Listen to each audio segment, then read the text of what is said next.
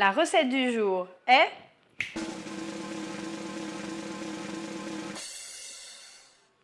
le risotto au safran.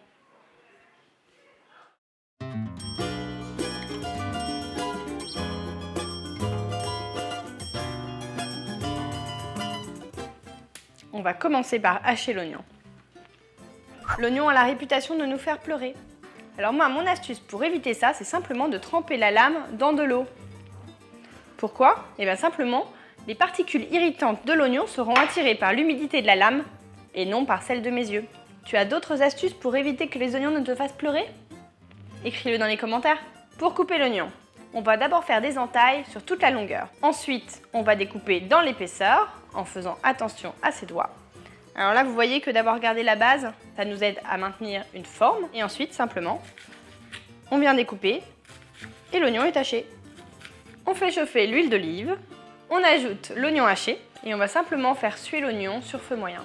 On verse le riz et on remue jusqu'à ce qu'il soit translucide. On ajoute le vin blanc. Le vin blanc est absorbé, on va maintenant ajouter le safran. Donc là, on a du safran en poudre.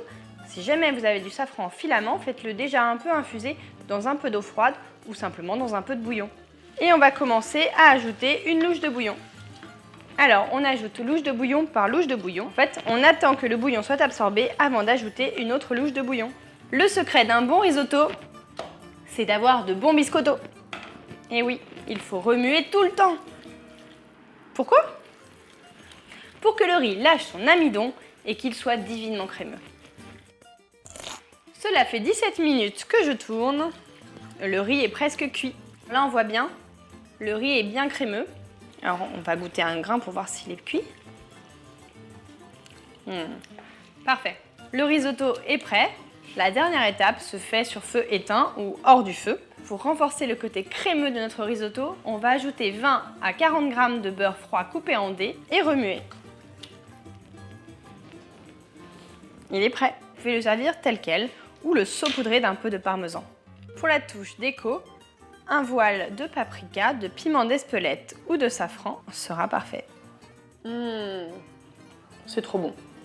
Alors si tu veux d'autres recettes, clique ici. À demain pour une nouvelle recette. Et si tu ne veux pas en rater une miette, abonne-toi.